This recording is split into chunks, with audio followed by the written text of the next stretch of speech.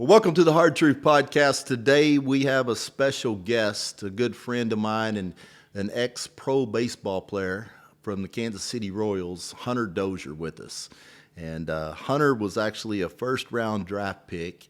Now he's retired, but I don't know if I'd call it retired. He's got a wife, a beautiful wife named Amanda, and 4 kids, so he definitely has a full-time job keeping up with them. And we're going to be getting into this interview a little bit and explaining some things during later part that I'm excited to let you guys know that he is actually going to be helping the Core V brand also tremendously at getting more exposure out to the families, the importance of nutrition, and it's going to be a partnership, and I'm really excited about that.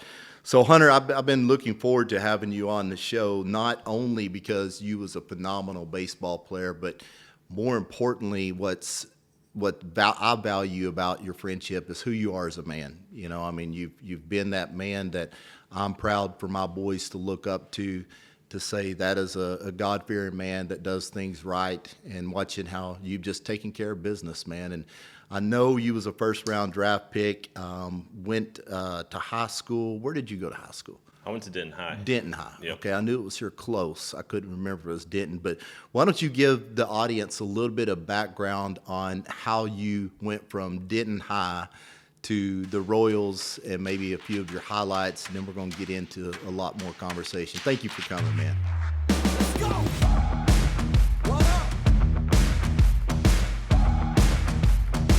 Yeah, no, thanks for having me on. I'm looking forward to this, and it should be a good time. Yeah. But yeah, I grew up in Denton. I went to Denton High. I played in Denton. At Denton High, I played football and baseball. I was quarterback, football team, and being in Texas, you got to play football. Yeah, football's life. Football comes number one. I mean, in the fall it was straight football, and even in the spring when it was baseball season, it is spring football. So still football came first. But I loved baseball and I loved football. But I had my junior year, the last football game, I had a pretty bad, I kind of shattered my collarbone. It was a trick play, called my wide receiver in motion, handed it off, and I kind of went out back. He threw it back to me.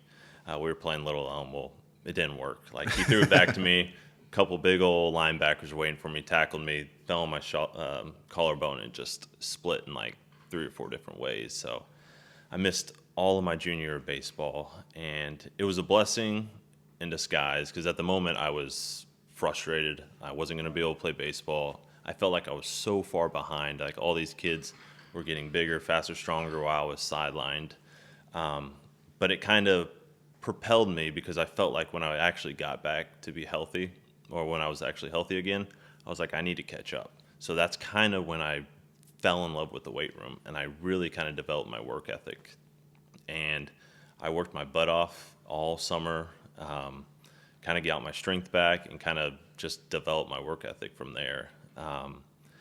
And played football my senior year, played baseball my senior year. I only had one offer out of high school. Decided I was going to focus just on baseball. My only offer was to Stephen F. Austin. Went there. We can get more into this later or something, but I went there for 3 years, ended up getting drafted. First round, 8th overall pick to the Kansas City Royals. Extremely grateful for that organization. And worked my way through up the minor leagues, made my debut in 2016. And really from 2016 to 2023, I was up in the big leagues with the Royals. And then last year I signed a minor league deal with the Angels, played a little bit with them in AAA, and then decided that I needed to be home with my family. I just felt the calling. I needed to go home, and made that decision to kind of opt out middle of the season. I just went home. Yeah. I think you had a lot of reasons to go home. I think that was a good choice, man. Well, talking about the only offer that you had was Stephen F. Austin, and I was going to ask you first, how did you first fall in love with baseball? So you can kind of maybe expand on that. But I want you to kind of talk to the athletes. A lot of these athletes, they think that if they don't get the offers from the OUs, the Arkansas, the Texas A&Ms, the LSUs, there's no chance on moving forward. So I want to get into that in a few minutes. But go ahead and answer. How did you fall in love with baseball? Was it just sports in general you really loved? And when did it really kick in that you fell in love with baseball? I mean, I've loved sports from day one. I have an older brother. He's 5 years older than me. So I grew up watching him play baseball, football, basketball. And I didn't just fall in love with baseball. I fell in love with football, baseball, basketball, hockey. The competitive all the side. sports. Exactly. I loved all the sports. When it was baseball season, I focused on baseball. When it was basketball season, I focused on basketball. Hockey, football, I just loved each and every sport. And like when I think back about my childhood, I just remember being in the backyard playing football, playing baseball, playing basketball. Like even if it was by myself, like having these imaginary games and stuff. And Let me stop you there. I had a conversation with the mom, and her son is a freshman, no, 8th grader. And she's like, he wants to play pro baseball. Should he just focus on baseball? He's in 8th grade. And she said that he wants to play basketball and play other sports, but the dad wants him to focus on baseball. And I have my opinion, but I want to go ahead and address that right now, what you think is best for that 8th grader. I've told many parents this. I think your kid should play every sport they want to play. Yeah. I think the problem with youth sports in today's era is parents freak out because they feel like their kid needs to play baseball or basketball year round or whatever sport it is, when that's not the case. Like, I never played baseball year round, and most of these professional athletes never played their sport year round. They would take breaks. They would put the baseball bat away. They would focus on basketball or football or whatever it is. Like, I truly believe one of the big reasons why I made it to where I did is because I played multiple sports as a kid. Like, what I learned in football in high school, like the leadership of it, of being a quarterback, like helped me be a leader, like in my baseball life, like when I got in college and drafted and with the Royals, and when I was one of the veteran guys with the Royals. Like, the stuff I learned in high school from football carried me throughout my whole career. And even when I was playing baseball in the major leagues, like in the off season, I would come home and I would play a ton of basketball because it made me a better athlete. And so I truly believe that to be the best athlete you can be, and you want to play other sports, let your kid play sports. Let them play everything. You don't have to play a sport year round. Right. I mean, a true testament of that. Tell me what you're doing with your oldest. Yeah, I mean, my oldest, Bodie, he's just turned 8, and he, of course, loves all sports. His favorite is baseball, but like he loves ice hockey, he loves flag football, he loves basketball, he loves golf. Yeah. And right now it's too much right now, but in the fall he's playing baseball, he's playing flag football, and he's playing hockey. I mean, the thing is, he wants to do it. Right. I would never limit him in just one sport. Like, if he only wanted to play one sport and he wasn't interested in other sports, yeah, that's totally fine. But like, he loves all those sports, so I'm going to give him the opportunity to play. And if he misses a Saturday flag football game because he has baseball, or if he has hockey, like, it's okay. Like, yes. they're kids. Like, right. They need to be playing multiple sports, having fun, because each one of those sports is going to help them in all the other sports as well. Okay. So getting back to Stephen F. Austin, the only offer, was you disappointed that was your only offer, or was you like, it don't matter, I got my offer? So in high school, I really wanted to go to Texas Tech and TCU. Okay. Those were my two big schools I really were focused on. My brother went to Texas Tech, not for sports, right, but for school, and he loved it. And I've been out there to visit him, and I just loved Texas Tech. So I would go out there for like little, I guess, college camps, little showcases. Right. And every time I would go out there, like, hey, like, we like you. We'll see, how you develop, throughout high school and stuff. But they never seemed super interested. And I remember when I was going into my senior year, I had 0 offers. And we were playing summer baseball, and it was towards the end of summer. And we go to Nacogdoches, where SFA is, for a tournament. And this is going into going into my senior year. Okay. Yeah. So I had 0 offers. And we just happened to go to a tournament in Nacogdoches, and Coach Cardenas, the head coach at the time for SFA, was there and was watching, and I ended up having a good tournament. And after the tournament, he came up to me and my dad and was like, hey, we would love to invite you for an official visit. And I was extremely excited because this is my first, right. They didn't offer me yet, but they were actually inviting me to come look at their campus and stuff. So I was extremely thrilled and excited. But in the back of my mind, I was like, I really want to go to TCU because Texas Tech at the time already kind of told me no. So was you talking to TCU a little bit, or? Well, I knew one of the hitting coaches at TCU. I used to work with him just minor when I was younger. So I always had hope, maybe with the connection, maybe if I had plans to go there in November for one of those camps again. Right.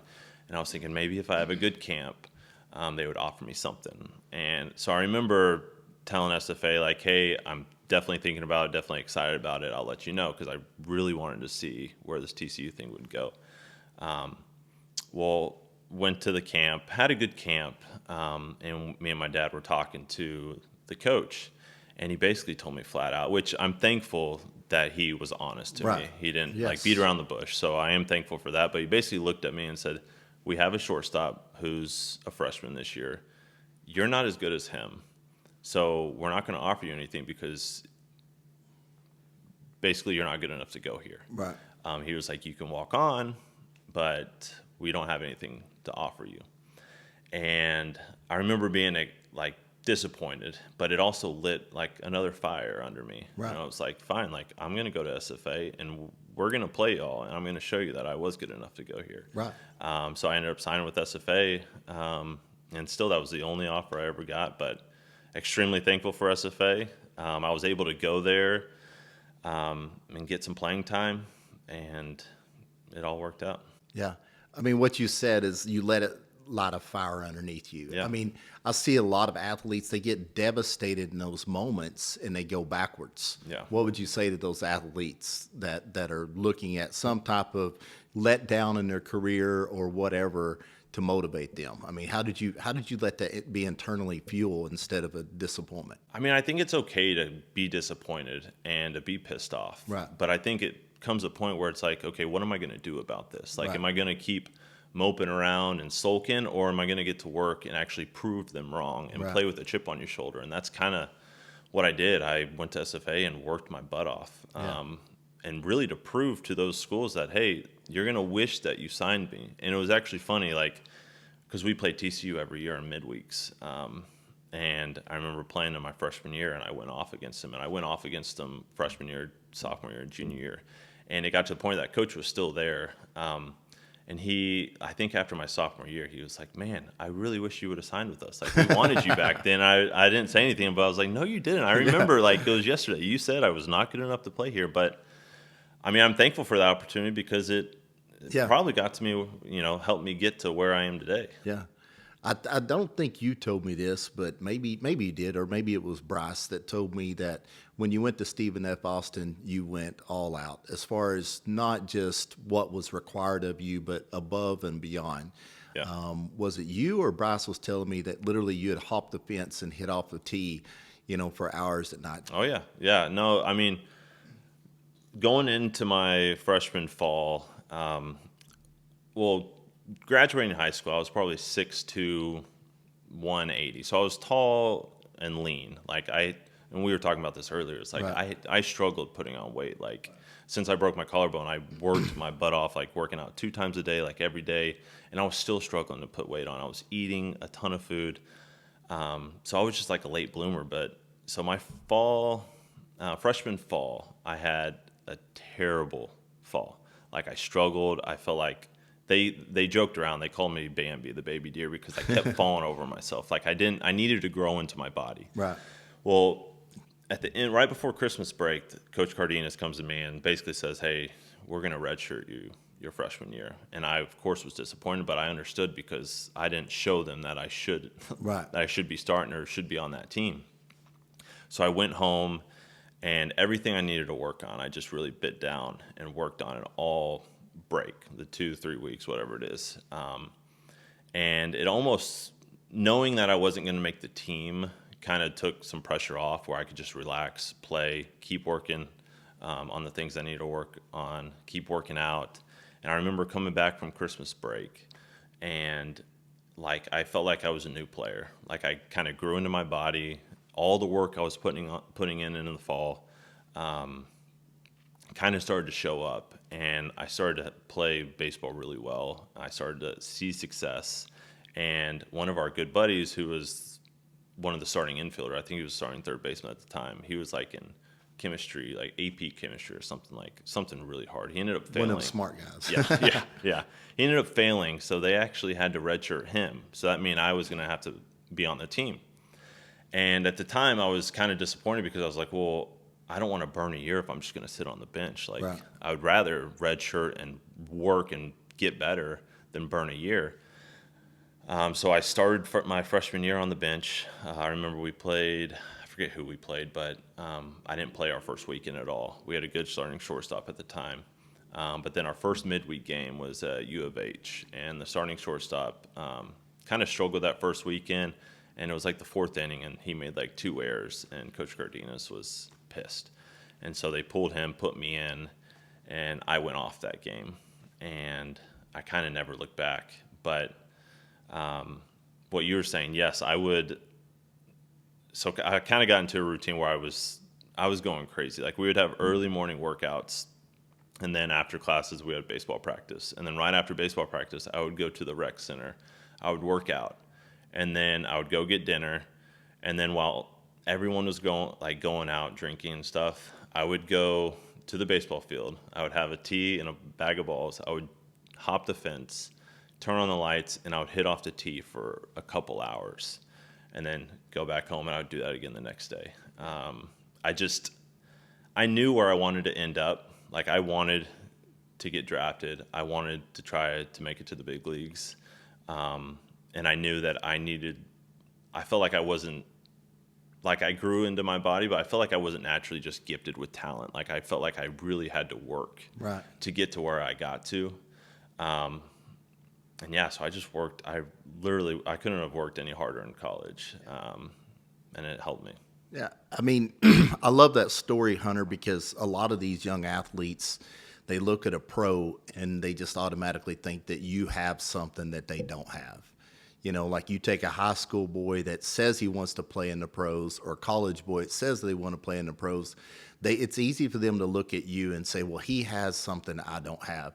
Basically, what you said was, I didn't have the natural, who's the Derek Jeter talent or whoever talent. I just outworked everybody else. Yeah, for sure. And I kind of lived by that my whole life, because I was always good, but I was never one of the best. Wasn't elite. No, I wasn't. And I definitely, when I went to high school, I knew, like, hey, I'm good for Denton High, but when you compare me to the district, like, I was just okay. And like, when you compared me to the state, it was like I wasn't anybody. Right. Like, so I just felt like if I wanted to get to where I wanted to get to, I had to work harder than anybody else. I tell you, Hunter, I love all sports just like you, but that's why I love baseball. Yeah. It's just, I don't know of another sport that if you just continue to work harder. I mean, if you don't have a 4.440 in football, you just don't have a 4.440. Yeah, you can do things to maybe increase it a little bit, but you're probably not going to go from a 4.9 to a 4.4. Yeah. If you don't have that ability to be able to do that. But that's why I love the game of baseball. So you balled out at Stephen F. Austin, got drafted. What was it like to hear your name called in that MLB draft?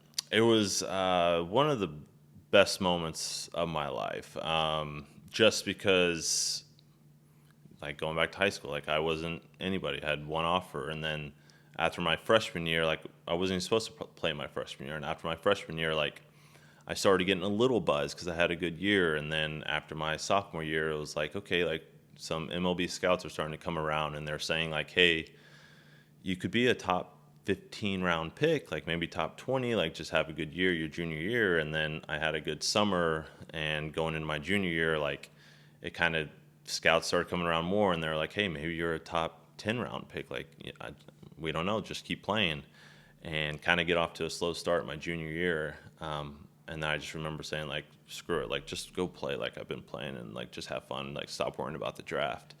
And I just went off, and kind of throughout the year, scouts kept, like, calling me, like, hey, you could be a top 5 rounder now. And then, like, towards the end of the year, like, hey, maybe it's top 3 rounder. So it was like, it just happened so fast, where I was like, wasn't even on the radar, to like a top 15 rounder, to, okay, top 3-rounder, and then like after the conference tournament, they're like, hey, you're gonna go on the first day. So it happened so quick, and it seemed so surreal. And we had, going into draft day, like, I knew the teams that were the most interested. I knew the Royals were one of the teams that I really wanted to go to. I went to a pre-draft workout there. I met Denton Moore, the GM at the time, who is still to this day the best man in baseball, and I owe him a lot. But yeah, I really wanted to go to the Royals, but I also knew like the Tampa Bay Rays, the Yankees, Rangers. There's a ton of team interested, but I just didn't know if it was going to be first or second round. And I just remember kind of as draft day going, we had a draft party, and my agent at the time was just kind of keeping me informed, like, hey, the Royals just called. They want to take you at the 34th pick overall. And they made a deal, like they said, hey, would you try to get teams not to sign you before then and take this amount of money at 34th overall? And I was like, absolutely. It's the team I want to go to. It's great money. So my agent starts, I don't know what he did, but he starts working the phones and basically calling teams like, hey, don't draft Hunter, like whatever. I don't know what he did. But some teams would come back and be like, well, we're going to draft him regardless. Like, we know he's going to sign. Like, if we draft him, like, there's nothing he can do. Because the Royals really wanted a high school pitcher. And so I remember the draft started, they had the 8th pick and the 34th pick, and the 7th pick comes up, and the high school kid gets drafted. And I get a phone call from my agent. They're like, hey, their guy just got drafted. They want to know if you'll take this number at the 8th pick. And I'm like, absolutely. Yeah, like, and we're having a draft party. Like, my whole family's there. I'm on the phone. Like, we have video of this, which is pretty cool. But I get off the phone, and they're like, what they say? I was like, well, they're thinking about maybe taking me, like, right now, but they're going to call me back if it's a for sure thing. So I'm kind of waiting around on my phone. I don't get a call back. We all go inside to watch, and I remember they're just, like it was yesterday, like the Kansas City Royals are, with the 8th overall pick selecting Hunter. And right when they say Hunter, the whole room just goes nuts. And then, like, the coolest part for me was looking around the room and seeing, like, my dad cry, seeing my mom cry, my grandma, Amanda cry. Like, everybody in the room was just crying. And I just felt like it wasn't like I didn't care about the 8th overall. Just seeing their reaction made it so much more special and, like, meant so much to me because how much it meant to them. It was just a super cool moment that I'll cherish forever. Because the sacrifices that they made. Yeah, like, I mean, what my parents did when I was younger, and all throughout, my mom driving me around when my dad was flying, like, it's all because of them. And it just, like, put things in perspective. Like, they're so excited for something, like, it just was cool. So was you and Amanda already married at the time, or just Dating. Okay. Yeah. Okay, so Yep. you found a good one early. Yeah, we started dating in high school. We both went to Denton High. We started dating my sophomore year. Okay. Yeah. Kind of like Candace and I married your high school sweetheart. Yeah, we That's did, awesome. yeah. And nothing better, man. No, it's not. So getting into the career of MLB and with the Royals, what was the highlight maybe of your professional career? I would say there's a couple. I mean, of course, getting drafted, making my debut in 2016, and then I would say 2019. I had a really good year. 2019. That's kind of that year kind of propelled me to the career I had. I think I ended up hitting like 280, like OPS of like 279, 280. Just had a really good year. I feel like I should have been an all-star. I had stupid stats at the all-star break. Bregman. This whole all-star thing is crazy It's nowadays, so political. It's so crazy. But, like, my stats were, like, I don't like talking good about myself, but now that I'm done playing, but, like, I had really good stats. Like, I felt like I should have been an all-star, and they ended up giving it to Bregman. He just got more fan votes. But, yeah, it was a really, really good year for me. And then 2020, COVID happens. I had a good year. Also, but then going into 2021 is when I actually got my contract extension, which, when you're young, you play this game because it's fun and you love the game, and then you keep playing like in high school because you want to play in college. You play in college because you want to, get drafted. And then once you get drafted, you're like, okay, I gotta play baseball. Yeah, I gotta make it there so I can provide for my family. Me and Amanda at the time in 2021, we had 3 kids at the time. So I'm like, okay, like I'm playing this game to provide for my family now. Right. And It's so a when business. exactly, it turned into a business. So when I finally signed my extension, which basically could set me and my family up financially for the rest of our lives, that was a big moment where it's like what I started to do when I was younger, it paid off. Right. And that was a big part. That was a huge moment in my Yeah. life. And it felt like it was worth it to hop that fence and hit off a tee for 2 hours. 100%, yeah, because it's like all the hard work through, I played this game for 33 years, or not 33 because I didn't start playing when I came out of the womb, but like 30 years or whatever, like all that hard work paid off when I signed that contract extension. So it was a cool moment. And yeah, it just kind of made it all worth it. What would you say was the toughest challenge you had to overcome as a professional athlete? I mean, there's a lot. Definitely in baseball, there's so many ups and downs. Tough sport, man. I remember after, I think before, like when you first get called up, the biggest thing is you want to prove to people that you're good enough to be a big leaguer and you Right. can be an everyday player. So there was always that hurdle. And then kind of once you get over that hurdle and you know that you are a big league player, then you're just trying to stay there as long as you can. And when I did sign my contract extension, going into 2021, I had a really good spring training, like probably my best spring training, like right after I signed it. And I was feeling good about myself. And I remember it was opening day against the Rangers at Kauffman in Kansas City. And it was cold. And I remember my last bat of the day, pitch inside, I swing at it, and I jammed my thumb. My thumb just blew up on my right hand. Like it just got huge, and I had no feeling in it. They took me out of the game. And it was an injury, like, at the time where it's like, oh, okay, I just got jammed. Like, I should be, hopefully the swelling will go down, tomorrow or a couple days, and I should be back. And it took me, like, I never went on the IL for it, but it took me a long time to get over that. It probably took me about a month for it to feel good again. And I just remember all the feels I had, like, from 18, 19, 20, 21, or 21 in spring. Like when I came back, the feels I had, because I've never been a mechanical hitter. Like I've never been able to now I can, but like when I was playing, like during those early years, like I would watch video of myself hitting. I was just like, well, this is what I'm feeling in my swing. Like I don't know how to break down a swing mechanically. Right. Like I just knew the feels. Like, hey, if I did this, it feels good. The ball's doing this, so this is working. And so when that injury happened, when I finally got over it, like I kind of lost those feels, and I kind of started to panic because I was like, I just signed this contract extension. I don't feel comfortable swinging a bat right now, and I had a terrible first half. I think for the first half I hit 180, 190, and of course, all social media is blowing up. Yeah. It just the haters come out, man. Exactly. Yeah, where they were just praising because Yeah. you signed an extension. They're happy that you're going to be there. Now it's like, oh, it's the worst decision Kansas City could make. You hear you don't want to look at all that stuff, but you hear it. And I remember I had to like fight some demons because I was like, and I remember like driving home after games, like getting to our house in Kansas City, and it would be midnight, and I would be swinging in the driveway, like trying to get those feels back that I had, and go to bed and still thinking about it, like thinking about my swing, thinking about who we're facing tomorrow, and it just overwhelmed me. Right. To the point where I finally just had to like, okay, like this isn't healthy. Like I'm not who I want to be at home. Like Amanda could tell I was distant.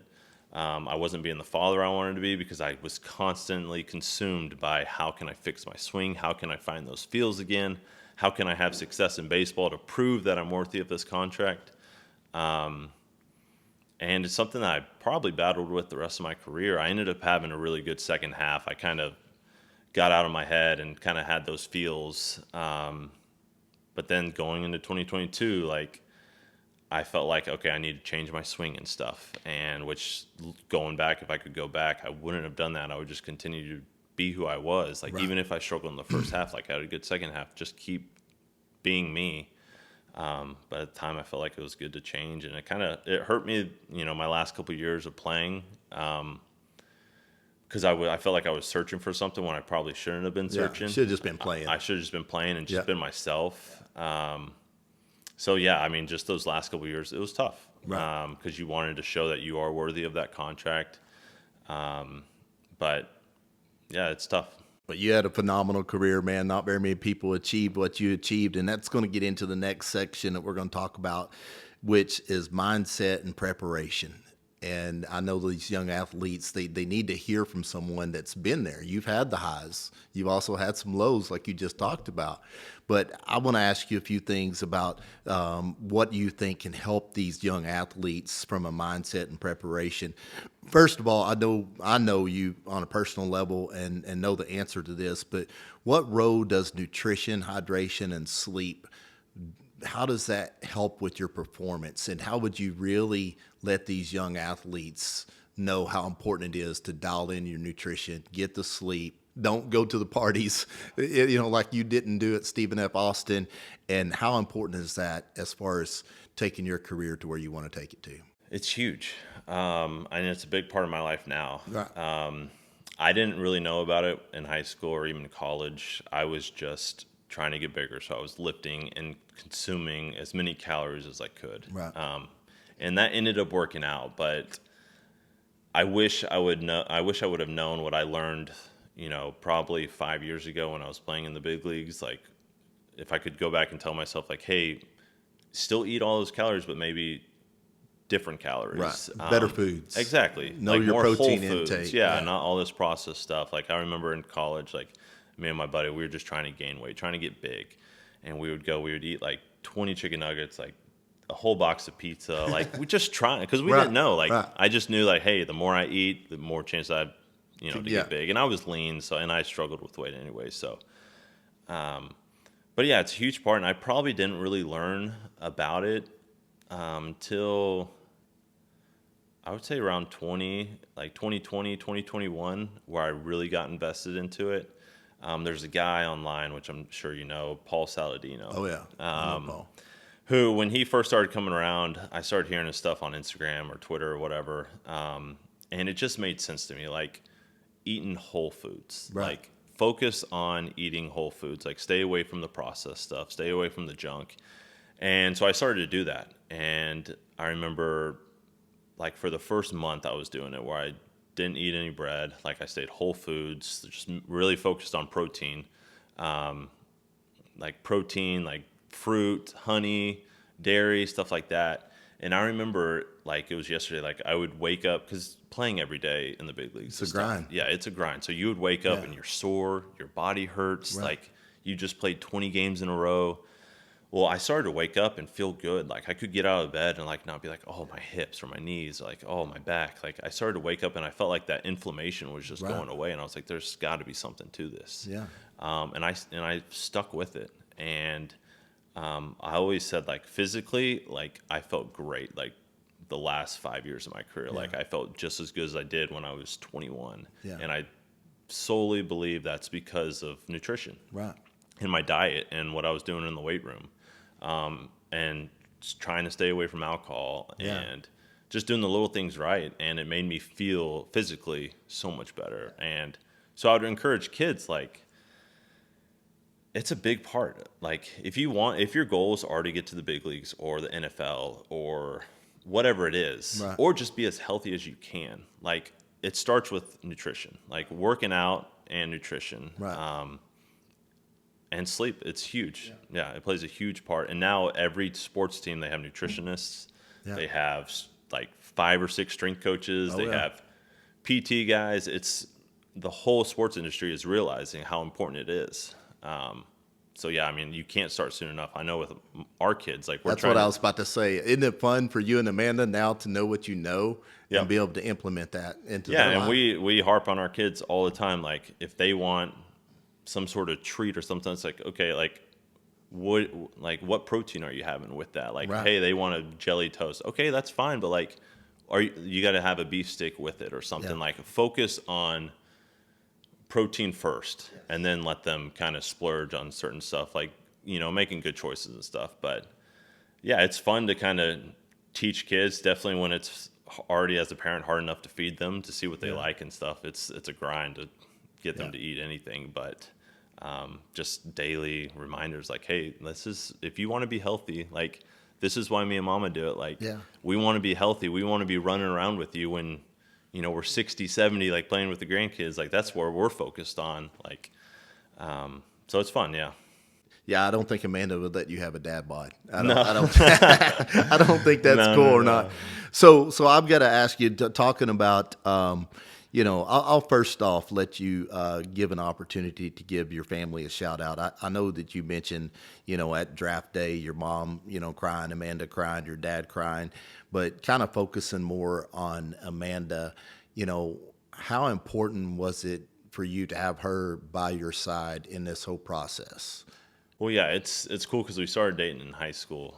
So she's literally been with me since like before I was anyone or anything. And just having her by my side and to go through this whole journey, she's been amazing. Like before we had kids, she was working multiple jobs because in the minor leagues, You don't get paid nothing. you don't get paid anything. So she would be traveling a lot. She would be working at home, like taking care of our little apartment, and then like driving up to whatever minor league affiliate I was at, and then coming back working. Like she worked her butt off for those years until we started having kids, and then she really started to work. But, she's been amazing throughout the whole. I feel bad for her because a lot of the wives, most of the wives, like when your husband's in the big leagues, like they travel around, they go to all these cities, and she got to go to a lot of cities and stuff, but like she was busy having kids. So like while these wives were like going to Chicago with us or like New York or San Fran, San Diego, like she was at home raising like 2 newborns, like raising little kids. So she didn't sipping mimosas in the lobby. No, exactly. No. So she didn't really get a ton of opportunity to kind of live that big league lifestyle that wives live. So I take my hat for her. Like she just kept her head down. She was an amazing mom to our kids. She let me go chase my dreams. So I owe her everything. Incredible lady, incredible person, and she's very knowledgeable on nutrition too. She is, she's yes. raising them babies right. Yep. So getting back to talking to these athletes, a 15, 16-year-old, who are chasing dreams of playing the next level. So I know we've talked a little bit about nutrition, hydration, but is there anything else that you want to say, hey guys, focus on this, or don't get caught up in this, or what kind of clear direction would you give those athletes? I think the biggest thing is just like focusing on yourself. Like kids are going to develop at different times. Like I didn't develop into my body until college. So it took me a while, and that probably affected me not to be able to go to like these bigger schools, but it all worked out. So just like don't get caught up in where your buddy's going to college. Just like keep your head down, keep working, keep doing the little things right, and keep enjoying it. And just like have fun with it because, sports, it's such a small part of our lives. Like it goes by so quick. Just to enjoy it. Enjoy the moment. Enjoy the moment. Have fun with it. If you get to where you want to get to, that's great. If you don't, and you worked your butt off and you did all the things right, then you can go to bed at night and be like, okay, I did everything I could. It just wasn't my path. Yeah, and I tell athletes all the time, Hunter, too, it's even if they don't make it to the big leagues or make it to that big college like they want, taking nutrition serious, taking their gym serious, learning all these daily disciplines that they need to make, it's going to help them succeed at anything else they do in life. 100%. Yeah. I mean, I've got a niece that she played college soccer at University of Tulsa, and she succeeded in her career now. And she's like, it seems like the majority of the people in corporate America that really do really good was athletes. Yeah. And whether some of them was just the captain of the football team in high school or some of them played college sports, but that's something I think all these athletes need to understand. Yes, they want to strive to be the best and play pro, but if you get your nutrition figured out, your daily disciplines, your work ethic in the gym, all these different, and take care of business, it's getting you ready for winning in life. Oh, absolutely. I mean, sports can teach someone basically how to succeed at life and how to be a good person. Yeah. I mean, because it's going to teach you how to fail. It's going to teach you how to be successful, and what kind of attitude do you have when you are successful. Like, Right.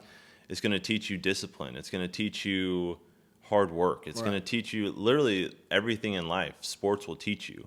And that's why I love sports, and I love that my kids love sports, because through their failures, through everything, like, they're going to learn things. And it's not always like every kid wants to be a professional, but there's more to sports than that, because the odds are, like, it's hard to get there. So, like, just enjoy it and just have fun with it. Absolutely. What's one thing you think young athletes underestimate about making it to college or pro ball? I think just how hard it is. Right. Like, if you actually, I don't know the percentage off the top of my head, like, to be a professional, but, like, it's crazy. Yeah. It's extremely hard to do. And I feel like when you watch sports on TV, it looks easy. Yeah. And I get caught up in that too. Like, when I watch a baseball game, like, oh man, I could have hit that. But then, like, you actually get in the box, and it's like completely different. So I feel like people forget how hard it is. Yeah. So I think just, like, don't put so much pressure on yourself. Like, just enjoy it. Like, if you're supposed to get there, and you keep working hard and you do the little things right, you'll get there. If you're not supposed to get there, like, it's okay. There's going to be another path that God has for you. And that's going to be the right path, because it's his path. Like, just stay open-minded about that. Awesome. So now that you're retired, you got 4 up-and-coming athletes to raise and an amazing wife with Amanda. What are some other things that you want to try to work on, or what is some of your other plans? Yeah, I mean, right now because I missed a lot playing for so many years. I am enjoying being home, being a dad. Me and Bodie were actually, after his hockey practice last night, we were talking about this last night. He's like, I'm so lucky that, he actually said, he's like, I'm so lucky that you don't play anymore, because you can take me to everything and be home every day. And I was telling him, man. yeah, and I was telling him, like that's the whole reason why I stopped, because I wanted to be here for you. Right. So yeah, right now it's being a good dad, being a good husband, just getting that time back with my kids, because I'm never going to look back and be like, man, I wish I would have spent less time with my kids. Right. Like, I feel like you always hear parents say, man, I wish I would have done more. I wish I would have done, spent more time with my kids. So I'm just trying to spend as much time, even if it's hard. There's going to be good days, there's going to be bad days, but it's going to go by quick. And you tell me this all the time. Like, you blink and they're in high school, they're going to college and stuff. So right now doing that, and then also partnering with you with Corvive. I mean, I'm extremely excited about that. Me and Amanda both are. We're really looking forward to just helping you and getting things, getting the word out there more, and just helping these families with, nutrition and supplements and what they need help with. Yeah, well, Candace and I have enjoyed the friendship with you and Amanda, and I couldn't be more honored to have you be a part of Corvive. I mean, one of the things that I really teach all the time is, one of the things we want to do is bring families together through nutrition. And I do have a senior now, about to be a sophomore, and I think it's one of the things that's really important for us to do in our messaging with Corvive is to grab that younger family. Like you and Amanda. I'm 50 now, so I'm not, my kids are not your kids' age.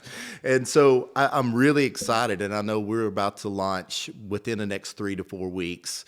Amanda and Hunter is going to be the one launching this with Corvive, is our hydrate formula mixed in with probiotics. So I'm excited about that. How excited are you to, be a part of that and to really reach out? And it's not just giving them a product, it's about you and Amanda teaching what you're doing at home with your kids and how to really implement nutrition and a healthy lifestyle. Yeah, I mean, we're really excited. And I think I came to you with the idea because, I mean, we've been to so many youth sporting events with our kids now, and like snack bags, it's full of Gatorades or Primes or just this junk. And parents just don't know. No. Like, parents don't ever look at the back and read the ingredients or the label. They just don't know. So we were talking, like, we need to come up with a sports hydration drink that is safe and good for kids, that they can drink and, like, feel good, and parents should feel good about giving them this product. And so we're extremely thankful for you for allowing us to do this. And hopefully it's just one of the products, and hopefully we can get more products in and just build this kids line, because it's such an important, there's such a need for it. Yes. And it's so important for these kids to learn at a young age, like, hey, I need to stop what I'm eating and look at the ingredients, and their parents like, okay, maybe I shouldn't be giving them red 40, Right. like whatever the dyes or Yeah. like all these, sugars, like it's crazy. And I mean, we could go so far into this, like the stats, like with ADHD and all that stuff. I think it all comes down to like what we're giving our kids and stuff. So just to educate parents and give them products that are safe, that they don't have to worry about, and just helping this, this whole next generation out. Yeah. Well, definitely, you and Amanda have full reins to build out that children's line. I mean, you and I and her, we've talked about a lot of things we need to do, from a good multivitamin that the kids want to take, and we've been doing some experiments with some different drinks and different things, and, a lot of others. But I'm going to steal you also and keep coming out with sports nutrition products for athletes too. No, and I love that. Because that was a big part of my whole Yeah. life. So that's right up there with youth sports, because I mean, for me, I want to see Corviv in every MLB locker room. I want to see, I think I was telling you this the other day, I was watching Hard Knocks and I saw a product that I'm like, our product is better than that. Like, we should be in that locker room.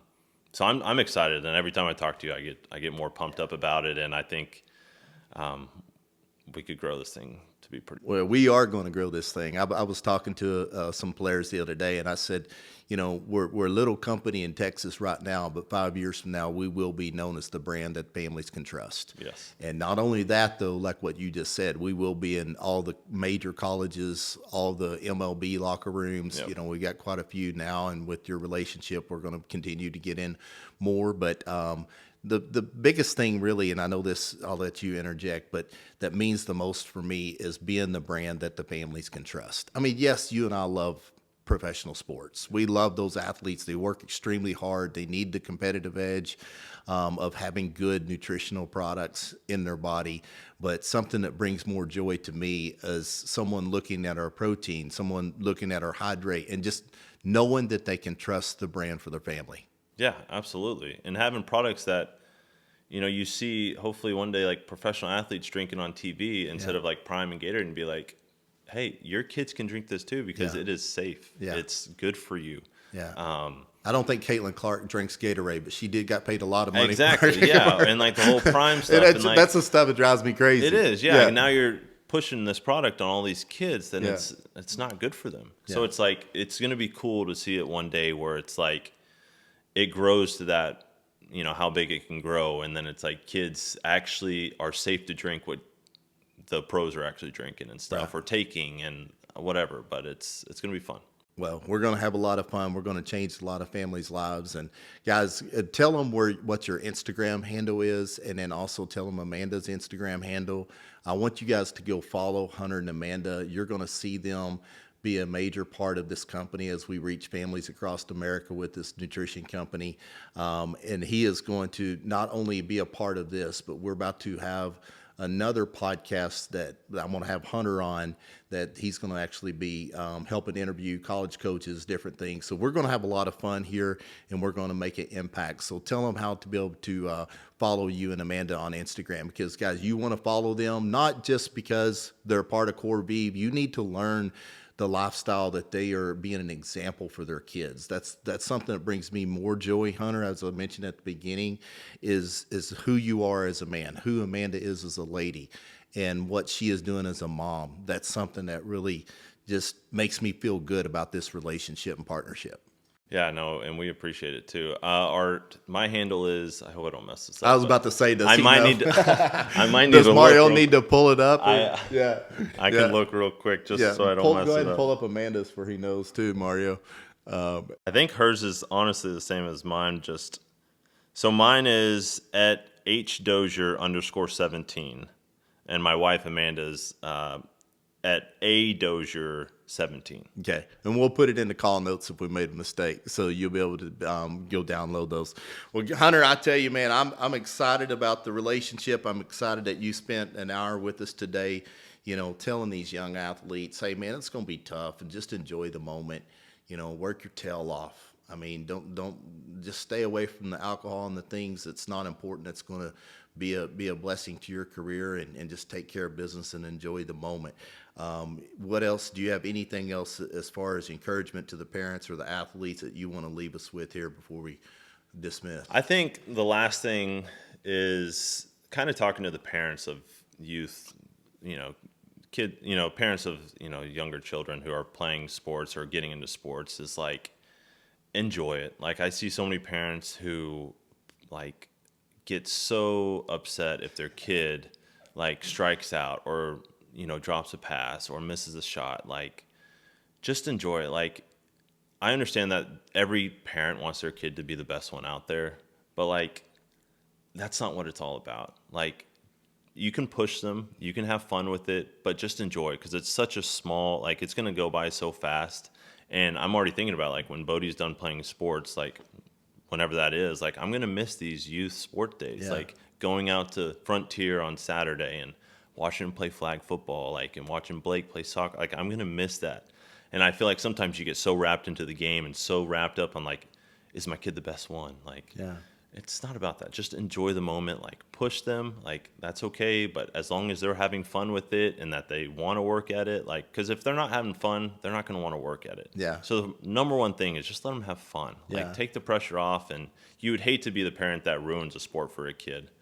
And I see that a lot. You do see that a ton, where a kid strikes out and the first thing he does is look up in the stands at his dad or his mom. And it's like, you don't want to be that parent. Like, just let them enjoy. Like, you should be their safe spot. Like, they should come to you after the game and like be able to vent to you about the game. So just let them have fun. Let them play multiple sports and just enjoy it. It goes by quick. I tell that to parents all the time, Hunter. I'll never forget one time Pearson was playing with the sticks out in the outfield when he was 6 years old, and he comes into the dugout, and I'm like, son, pay attention. He had a big smile on his face. He said, I'm having fun. Yeah. And I'm like, that's great. That's what it's all about. That's what. And I coached them till they was 12, and I told them, I said, I'm going to sit in the stands. You'll probably never hear me say a word, and you have got to learn to work with your coaches, and I've let them do their own thing.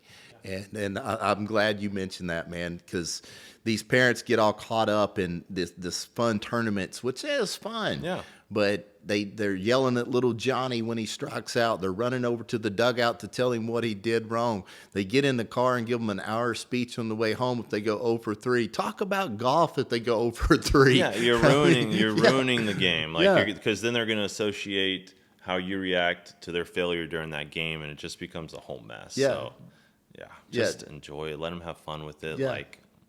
Yeah, and you don't know how they're going to develop. I mean, you and I talked about that earlier. Some of the best athletes wasn't good at 8, 9, 10, 11, 12. No. I mean, but if you make it fun, they get really excited about it. They're going to become that person. Exactly, and if they're having fun, they're going to want to work, and they're going to want to get better at it. If they're not having fun, they're not going to want to go practice by themselves. Well, Hunter, I appreciate it, man. I'm looking forward to this journey with you and Amanda, and I thank you for coming by today.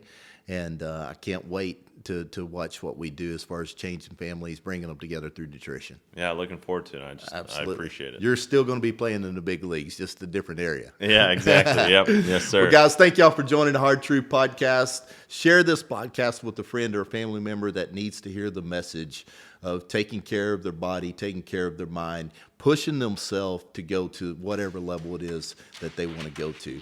Thank you, guys. Give us a follow, share with a friend and family. Have a good day.